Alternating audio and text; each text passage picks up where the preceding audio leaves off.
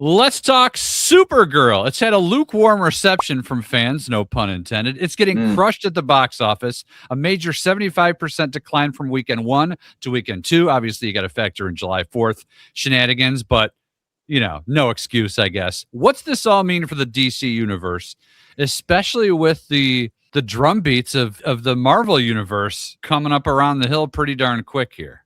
Two things I'd like to address. I'm going to address the whole what's the DC status right now. I have been thinking about this for about the last week or so. I think they're in trouble.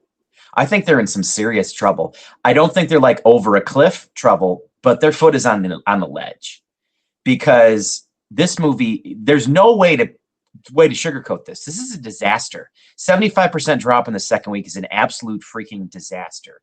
And they have like Lanterns, Clayface, Man of Tomorrow, they all got a hit. And I think what's really concerning to me is James Gunn saying, hey, we're not going to go forward into these slips until these scripts are locked and they're solid and they're where they want to be. And this script is awful. I don't know. Listen, no, I'm not trying to throw any shade at Ana Nogueira. I do not know who thought it was a good idea for this to be her first feature film, because she hasn't done the work. Because I've seen the movie, and it's derivative of about 6 million other great films that are out there, whether that's Mad Max, X-Men Days of Future Past, The Princess Bride, Star Wars. It's so derivative and awful. Plus, they did what apparently the Hollywood Reporter called a bake sale, meaning that they had a representation of, okay, which cut do we want? Is it going to be the director's cut, or is it going to be the studio? And whenever that happens, you are fucked.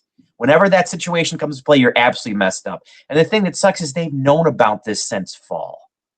So this is a situation that should never have happened.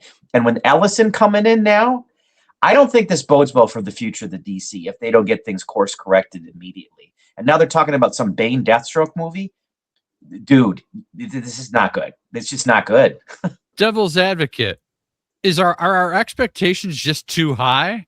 Do we assume that superhero movies have to be what they were, 10, 15 years ago when Marvel was just absolutely crushing it? I don't think I reject that. I do reject that because of the fact that to me, that's just an excuse for poor storytelling and for people not doing the work and for people not putting in the effort and doing what they're supposed to do to give us a great story. This movie's that bad? It's got to be at least entertaining. I wrote it up in my review. If anybody wants to read it in House of Geekery, it's like having a meal that you start out with that tastes pretty good and realize later it actually gives you a lot of upset stomach problems. No, this movie, it doesn't even rise to the level of mediocrity. It's not it's not fun. Like, if you're gonna do Supergirl, you got to make it fun. They made this into like some drunk party person that's dealing with trauma in a human way, not in a Kryptonian way. I don't know how that even happens. There's things that just make no sense. Like, you want to attract Gen Z women to stuff like this, you need to give them something aspirational. You need to make this fun. You don't need to have like child sex trafficking aliens. This is a dark story. I'm not Woman of Tomorrow. Yes. And it ends in a very brutal murder. Like, this is not a fun movie. It's not pleasant. And the thing is that if you're going to have Supergirl, you got to have something pleasant. You got to have something fun and vibrant. This movie is not colorful like Superman. And it's like, here's the thing. Like, listen, Millie Alcock is phenomenal. She's great. I'm glad they cast her. I hope she does well in the role going forward. Here's the thing. I rarely get angry on behalf of other groups that I'm not a part of, because most of the time I think it's a performative virtue signaling. But I'll tell you what. That movie pissed me off for women and girls who we had to wait 20 movies to get a Marvel female-led superhero film. And I'm sorry, but young girls and women deserve better than the mediocre piece of shit we got with Supergirl. Wow. It's just that simple. They deserve better. Like, we all deserve better, but they absolutely deserve better. So I don't know how you don't pick different stories, how you don't get the best people behind this. It's just a titanic step backward, and it's just horrible storytelling. It's a horrible script. The choices that are made, I will never fully comprehend, and DC is in trouble. DC is in some serious trouble, and they're really going to have to do some evaluating. And James Gunn is going to have to decide whether or not he really wants to be a studio head or whether he wants to direct these movies, because he is the one steering the ship along with Peter Safran, and they completely sunk this movie.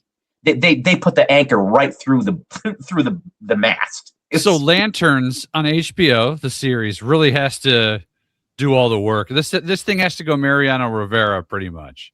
Lanterns has to be successful, and I mean successful as in the ratings. Like if this does like Daredevil season 2 numbers, that's terrible. That's a terrible situation. Like, listen, I think, and I got to get these actors out there then. Oh right? Yeah. You got to start promoting the hell of this. Kyle Chandler and what's his face that we like. Oh yeah, Aaron Pierre. But I mean, like Clayface. I think Clayface is going to surprise a lot of people. I think it's going to make money because it has a low budget. But it's also going to be a little bit of an aberration because it's a body horror film that's in the DC universe. Maybe people are just tired of superhero films. I don't believe that. Maybe we've seen it all. I don't believe that. I don't believe that. I think for people a Supergirl.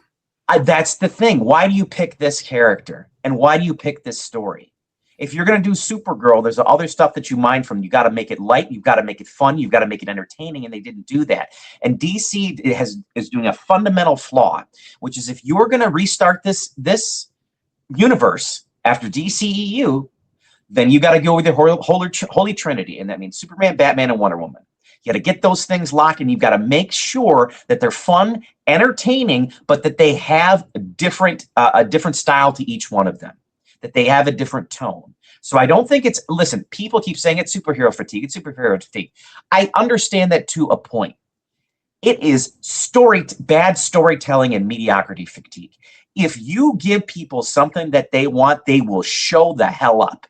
I don't care what it is. They've proven it with Obsession. They've proven it with Backrooms. They've proven it with Project Hail Mary. And good storytelling, people will show up. You're sitting to tell me here right now that people aren't going to show up for Batman 2. If it's like the first Batman was, that thing is going to make money. And people showed up for Watch Penguin on HBO Max. That thing had huge ratings. So to me, it's not about superheroes. It's about too similar to Superman. If it's just that's a possibility. Would a Batgirl do as well as a Batman? I don't think so. That's why I don't. It's too derivative. I don't know. That's why I think it was maybe not a great move to do this as your second film out of the gate. I agree to that. I just really don't. It should have been Wonder Woman. It should have been Batman. It should have been a Green Lanterns movie. Something foundational. Listen, I'm not knocking Supergirl as a character because there's some amazing Supergirl stories out there, but she's kind of a B character. You know what I mean? She's not your top tier. She's not even really a founding, like when you think of that she's part of the Justice League. Yeah. But when you think of the Justice League, you think of Superman, Batman, Wonder Woman, Green Lantern, Martian Manhunter, Hawkman, like those. That should be what you're moving towards. And I feel like that's not what we're moving towards as DC. So I'm really questioning whatever the plan is at this point.